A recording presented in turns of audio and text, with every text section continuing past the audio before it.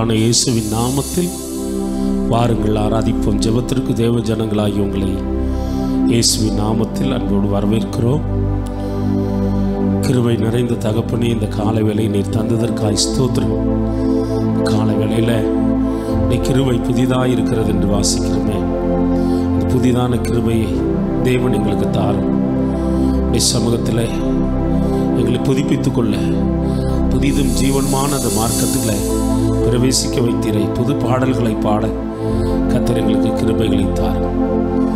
ஆராதனையில் பங்கெடுக்கிற ஒவ்வொருவரையும் தேவன் நினைத்து ஆசீர்வதி. இயேசுவின் நாமத்தில் ஜெபிக்கிறோம் பிதாவே, ஆமென். ஆண்டவர் தன்னுடைய ஜனங்களை ஒருபோதும் வெட்கமடைய விடமாட்டார். வெட்கப்பட்டு போவதில்லை என்ற பாடலை எல்லாரும் சேர்ந்து பாடப்போகிறோம். ஹல்லேலூயா. வெட்கப்பட்டு போவதில்லை, நாங்கள் துக்கப்பட்டு அலைவதில்லை. வெட்கப்பட்டு போவதில்லை, நாங்கள் துக்கப்பட்டு அலைவதில்லை. வெற்றி பெற்ற இயேசு உண்டு, வெற்றி கோடி நாட்டிடுவோ. நாங்கள் வெற்றி கோடி நாட்டிடுவோ. வெற்றி பெற்ற இயேசு உண்டு, வெற்றி கோடி நாட்டிடுவோ. நாங்கள் வெற்றி கோடி நாட்டிடுவோ. தள்ளப்பட்டும் கீழே விழுவதே இல்லை, நெருக்கப்பட்டும் ஒடுங்கி போவதே இல்லை. தள்ளப்பட்டும் கீழே விழுவதே இல்லை, நெருக்கப்பட்டும் ஒடுங்கி போவதே இல்லை. எபினேசர் நீர்தானையா, இதுவரை உதவினீரே. எபினேசர் நீர்தானையா, இதுவரை உதவினீரே. வெட்கப்பட்டு போவதில்லை, நாங்கள் துக்கப்பட்டு அலைவதில்லை. வெட்கப்பட்டு போவதில்லை, நாங்கள் துக்கப்பட்டு அலைவதில்லை. என் வருத்தங்கள் யாவையும் மறக்கச் செய்தி, என் வறுமைகள் யாவையும் நீங்கச் செய்தி. என் வருத்தங்கள் யாவையும் மறக்கச் செய்தி, என் வறுமைகள் யாவையும் நீங்கச் செய்தி. யெகோவா சம்மா நீர்தானையா, என்னோடு இருப்பவரே. யெகோவா சம்மா நீர்தானையா, என்னோடு இருப்பவரே. வெட்கப்பட்டு போவதில்லை, நாங்கள் துக்கப்பட்டு அலைவதில்லை. வெட்கப்பட்டு போவதில்லை, நாங்கள் துக்கப்பட்டு அலைவதில்லை. வியாதியில் மடிந்து போவதே இல்லை, இயேசுவின் காயத்தால் சுகமானே. வியாதியில் மடிந்து போவதே இல்லை, இயேசுவின் காயத்தால் சுகமானே. யெகோவா ரப்பா நீர்தானையா, சுகந்தந்தீரே நன்றி ஐயா. யெகோவா ரப்பா நீர்தானையா, சுகந்தந்தீரே நன்றி ஐயா. வெட்கப்பட்டு போவதில்லை, நாங்கள் துக்கப்பட்டு அலைவதில்லை. வெட்கப்பட்டு போவதில்லை, நாங்கள் துக்கப்பட்டு அலைவதில்லை. கர்த்தர் சொன்ன யாவையும் நிறைவேற்றினீ, கண்ணீரோடு நானும் நன்றி சொல்வே. கர்த்தர் சொன்ன யாவையும் நிறைவேற்றினீர், கண்ணீரோடு நானும் நன்றி சொல்வே, கைவிடாத காப்பாளரே, காத்திருப்பே உமக்காகவே, கைவிடாத காப்பாளரே, காத்திருப்பே உமக்காகவே. வெட்கப்பட்டு போவதில்லை, நாங்கள் துக்கப்பட்டு அலைவதில்லை. வெட்கப்பட்டு போவதில்லை, நாங்கள் துக்கப்பட்டு அலைவதில்லை. நன்றி சொல்லாமல் இருக்கவே முடியாது, பல நன்மை செய்த இயேசுவுக்கே. நன்றி நன்றி நன்றி என்று சொல்லி நான் துதிப்பேன், நாள்தோறும் போற்றுவே, நாள்தோறும் போற்றுவே. எத்தனையோ நன்மைகளை என் வாழ்வில் செய்தாரே, ஏராளமாய் நன்றி சொல்வே. எத்தனையோ நன்மைகளை என் வாழ்வில் செய்தாரே, ஏராளமாய் நன்றி சொல்வே. அத்தனையும் நினைத்து நினைத்து நான் துதித்து ஆண்டவரை போற்றுவே. அத்தனையும் நினைத்து நினைத்து நான் துதித்து ஆண்டவரை போற்றுவே. நன்றி சொல்லாமல் இருக்கவே முடியாது, பல நன்மை செய்த இயேசுவுக்கே. நன்றி நன்றி நன்றி என்று சொல்லி நான் துதிப்பேன், நாள்தோறும் போற்றுவே, உம்மை நாள்தோறும் போற்றுவே. மரண பள்ளத்தாக்கில் நான் நடந்த போதெல்லாம், மரண பள்ளத்தாக்கில் நான் நடந்த போதெல்லாம் மீண்டும் ஜீவனை வாழ வைத்தீரையா, மீண்டும் ஜீவனை கொடுத்து நீர் என்னை வாழ வைத்தீரையா. நன்றி சொல்லாமல் இருக்கவே முடியாது, பல நன்மை செய்த இயேசுவுக்கே. நன்றி நன்றி நன்றி என்று சொல்லி நான் துதிப்பேன், நாள்தோறும் போற்றுவே, நாள்தோறும் போற்றுவே. தேவன் அருளிய சொல்லி முடியாத ஈவுகளுக்காய் ஸ்தோத்திரம். தேவன் அருளிய சொல்லி முடியாத ஈவுகளுக்காய், ஓ அவரின் அளவற்ற கிருபைகளுக்காய் ஆயுள் முழுதும் ஸ்தோத்திரம்.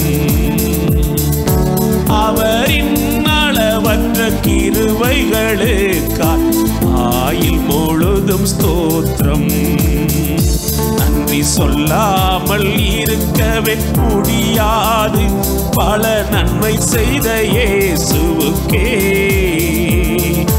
நன்றி நன்றி நன்றி என்று சொல்லி நான் துதிப்பேன், நாள்தோறும் போற்றுவே, உம்மை நாள்தோறும் போற்றுவே. வேண்டும் வேண்டும் பிரசன்னமே, வேண்டும் வேண்டும் பிரசன்னமே, அதிகாலமே தேடுகிறே, ஆர்வமுடன் நாடுகிறே. அதிகாலமே தேடுகிறே, ஆர்வமுடன் நாடுகிறே. அதுவே என் வாஞ்சைதானே,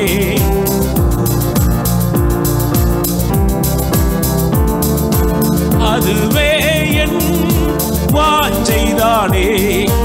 ஆயுளெல்லாம் தொடர்ந்திடுவே, ஆயுளெல்லாம் தொடர்ந்திடுவே.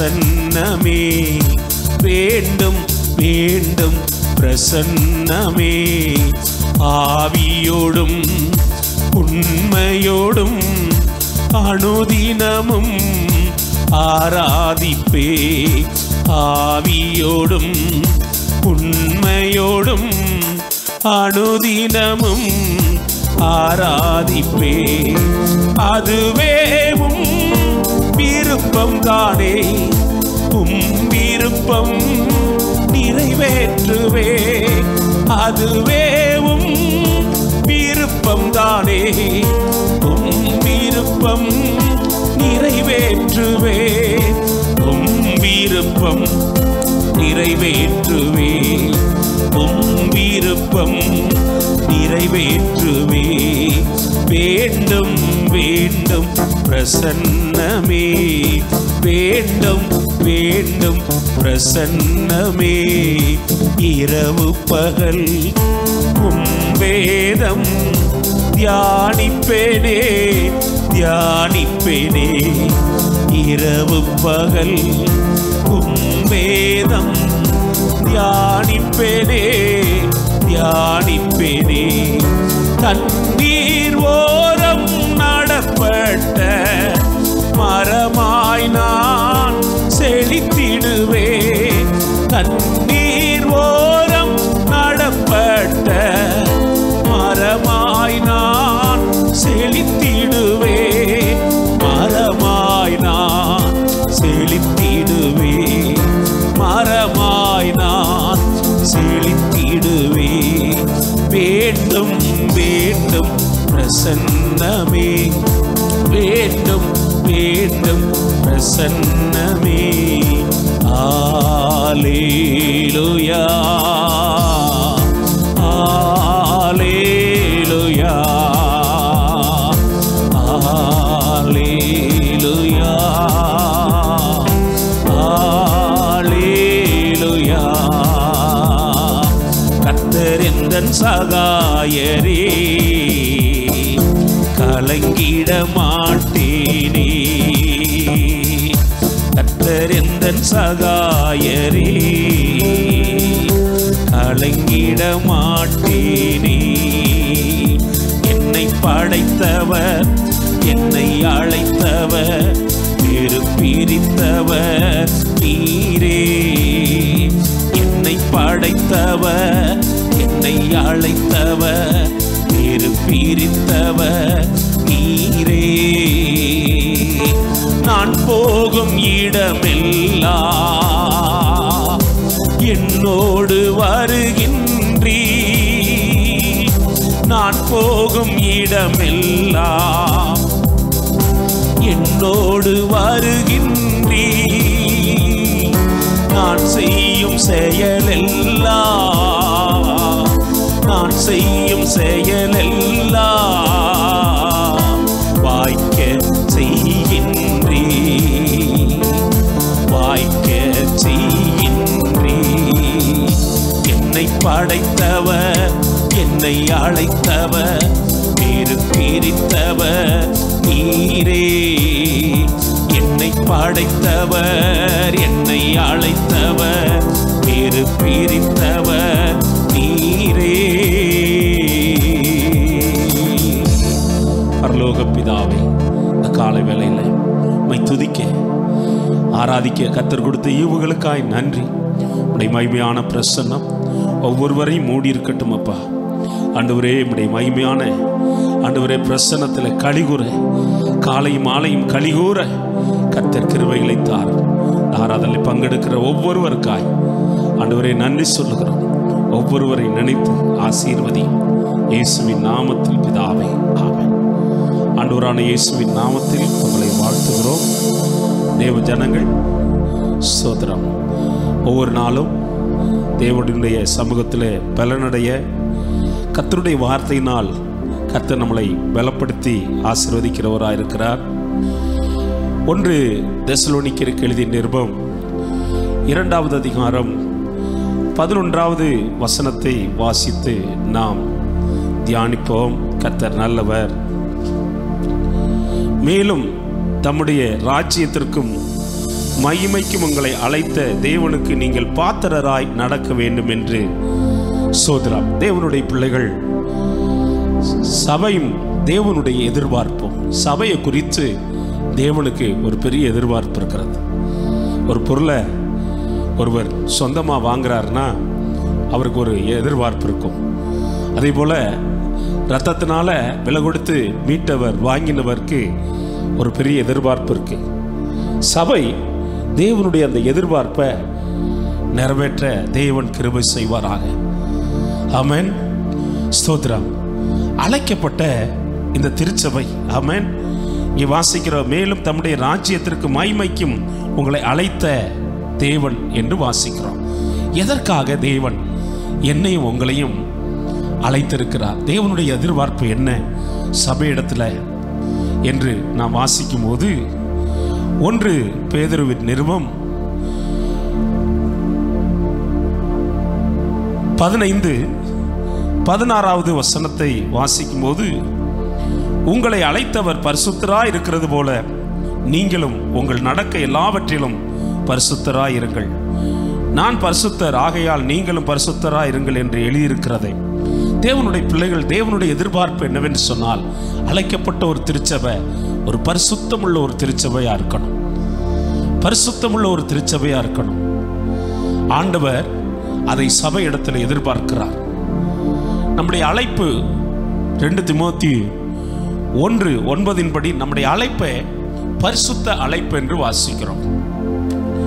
நம்முடைய அழைப்பு பரிசுத்த அழைப்பு. அதனாலதான் எபிரேயர் 3:1 வாசிக்கும் போது பரிசுத்த சகோதரரே என்று வாசிக்கிறோம். என்னுடைய அழைப்பு, உங்களுடைய அழைப்பு பரிசுத்தமாய் இருக்க வேண்டும். அதனால்தான் வெளிப்படுத்தின விசேஷம் 22வது அதிகாரத்தில் 11வது வசனம், அநியாயம் செய்கிறவன் இன்னும் அநியாயம் செய்யட்டும், அசுத்தமா இருக்கிறவன் இன்னும் அசுத்தமா இருக்கட்டும், நீதி உள்ளவன் இன்னும் நீதி செய்யட்டும், பரிசுத்தம் உள்ளவன் இன்னும் பரிசுத்தமாகட்டும். தேவனுடைய பிள்ளைகள், பரிசுத்தம் உள்ளவன் இன்னும் பரிசுத்தமாக வேண்டும், பூர்ணராகும்படி கடந்து போக வேண்டும். தேவனுடைய எதிர்பார்ப்பு என்ன? சபை பரிசுத்தமுள்ள ஒரு சபையாய் இருக்க வேண்டும். கர்த்தருக்கு மகிமை உண்டாகட்டும். அது தேவனுடைய எதிர்பார்ப்பு. அடுத்ததாக தேவனுடைய அந்த எதிர்பார்ப்பு என்ன? எதற்காய் சபை அழைக்கப்பட்டிருக்கிறது? 1 பேதுரு நிருபம் 3வது அதிகாரம் 9வது வசனத்தை வாசிக்கும் போது, தீமைக்கு தீமையும் உதாசீனத்திற்கு உதாசீனத்தையும் சரிக்கட்டாமல் அதற்கு பதிலாக நீங்கள் ஆசீர்வாதத்தை சுதந்தரித்துக் கொள்ளும்படி அழைக்கப்பட்டவர்கள் என்று அறிந்து ஆசீர்வதியுங்கள். ஆசீர்வாதத்தை சொந்தமாக்குற ஒரு அழைப்பு. இஸ்ரவேல் ஜனங்களுக்கு ஆபிரகாம் வழியாக அந்த வாக்களிக்கப்பட்ட அந்த கானான் தேசத்தை சொந்தமாக்குற ஒரு அழைப்பு இருந்தது.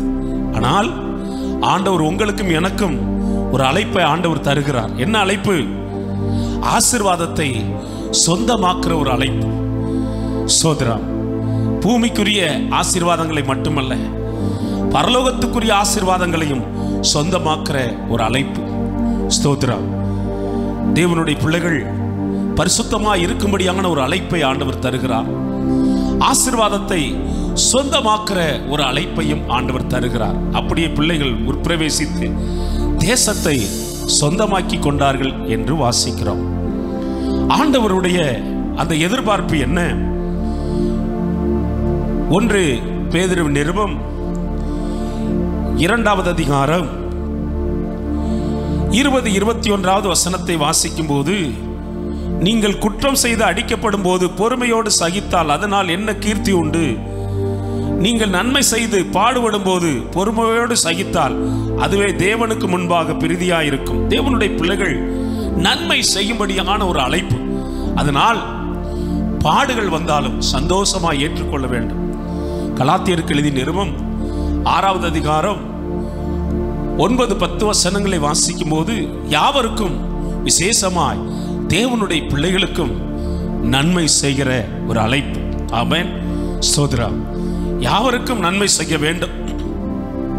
நன்மை செய்ய அறிந்திருந்தும் நன்மை செய்யாமல் போனால் அது பாவம் என்று எழுதப்பட்டிருக்கிறது. தேவனுடைய பிள்ளைகள் யாவருக்கும் நன்மை செய்ய வேண்டும். ஆண்டவராய் இயேசு நன்மை செய்கிறவராய் அவர் சுற்றி நடந்து ஊழியங்களை செய்தார் என்று நாம் வேதத்தில் வாசிக்கிறோம். ரோமருக்கு எழுதிய நிருபம் 2வது அதிகாரம் 7வது வசனத்தை நாம் வாசிக்கும் போது 2வது அதிகாரம் 7வது வசனம், சோர்ந்து போகாமல் நற்கிரிகளை செய்து மகிமையும் கனத்தையும் அழியாமை தேடுகிறவர்களுக்கு நித்திய ஜீவனை அளிப்பார். தேவனுடைய பிள்ளைகளே, சோர்ந்து போகாமல் நன்மை செய்ய வேண்டும். சில வேளைகளிலே நன்மை செய்யும்படியான அழைப்பு. முதலிலே நாம் ஒருவருக்கொருவர் நன்மை செய்ய வேண்டும். சபையிலே தேவ ஜனங்கள் இருக்கிறார்கள், சபைக்குள்ளே நன்மை செய்ய வேண்டும். போகிற வருகிற இடங்களிலே நன்மை செய்ய வேண்டும். சிறிய சிறிய நன்மைகளை செய்வதற்கு பல வாய்ப்புகள் எனக்கும் உங்களுக்கும் உண்டாயிருக்கும். அவைகளெல்லாம் பார்த்து நன்மை செய்ய கர்த்தர் கிருபை தருவாராக. அல்லேலூயா, ஸ்தோத்திரம். தேவனுடைய பிள்ளைகள், தேவனுடைய மனிதன் ஒருவர் ஒவ்வொரு நாளும் ஒருவரை ஆண்டவருக்குள் நடத்துகிற ஒரு தீர்மானம், ஒரு பிரதிஷ்டை இருந்தது. ஆனால் அந்த நாட்களில் ஒரு ஆத்மாவும் அவர் கிடைக்கல. 11 மணிக்கு மேலே இரவில் ரயில்வே நிலையத்தில் வந்து ஒரு ட்ரெயின் வருமானு கேட்டார். வரும், கொஞ்சம் சற்று தாமதமாக வரும் சொன்னபோது ஒரு முதிர்ந்தவர் தலைப்பாரத்தோடு அந்த வண்டியை விட்டு இறங்கினார். அவர்கிட்ட போய் கேட்டார், இதை நான் உங்களுக்கு தூக்கி உதவி செய்வான். அவர் நினைத்தார் கூலிக்கு சுமக்கிறவர் போல் என்று நினைத்து சரி என்று சொன்னார். 2 பேரும் அவருடைய சுமையை இவர் தலையில் வைத்து சுமந்து கொண்டே இயேசுவை பற்றி சொல்லி வீட்டுக்கு போய் அந்த தலையில் உள்ள பாரத்தை இறக்கி வச்ச உடனே அவர் ஆண்டவரை அறிந்து கொண்டவர் அந்த இடத்துல ஆண்டவரை ஏற்றுக்கொண்டார். தேவனுடைய பிள்ளைகள், நீங்களும் நானும் ஆண்டவரை சோதரம் அறிந்திருக்கிறோம். நன்மை செய்யும்படியான ஒரு அழைப்பு. கணவன் மனைவிக்கு நன்மை செய்ய வேண்டும், மனைவி பிள்ளைகளுக்கு நன்மை செய்ய வேண்டும், பெற்றோர்கள் பிள்ளைகளுக்கு நன்மை செய்ய வேண்டும், பிள்ளைகள் பெற்றோருக்கு நன்மை செய்ய வேண்டும். ஸ்தோத்ரா. தேவனுடைய பிள்ளைகள் நன்மை செய்வதில் சோர்ந்து போகாமல் இருக்க கர்த்தர் கிருபை தருவாராக. அதற்கு பின்பாக நமக்கு ஒரு அழைப்பு இருக்கிறது. தேவனுடைய எதிர்பார்ப்பு என்ன? 1 பேதுரு நிருபம் இயேசுவின் புண்ணியங்களை அறிவிக்கும்படியான ஒரு அழைப்பு. தேவனுடைய பிள்ளைகள் ஆண்டவர் எதிர்பார்க்கிறார். அவரை குறித்து நானும் நீங்களும் பிறருக்கு சொல்ல வேண்டும் என்று ஆண்டவர் எதிர்பார்க்கிறார். சமயம் வாய்த்தாலும் வாய்க்காமல் போனாலும் திருவசனத்தை ஜாக்கிரதையாய் பிரசங்கம் பண்ணு என்று சொல்லி தீமோத்தேயுக்கு பவுல் ஆவியானவர் சொல்லுகிறதை பார்க்கிறோம். ஆண்டவர் வசனம் தந்தார், அதை சொல்லுகிறவர்கள் கூட்டம் மிகுதியாயிற்று. தேவனுடைய பிள்ளைகள் புண்ணியங்களை அறிவிக்க வேண்டும். இயேசு எதற்காய் இந்த பூமிக்கு வந்தார், இயேசு யார் என்பதை திட்டமும் தீர்க்கவுமாய் பவுலை போல அறிவிக்க கர்த்தர் எனக்கு உங்களுக்கு கிருபைகளை தருவாராக. அவருடைய புண்ணியங்களை அறிவிக்க வேண்டும்.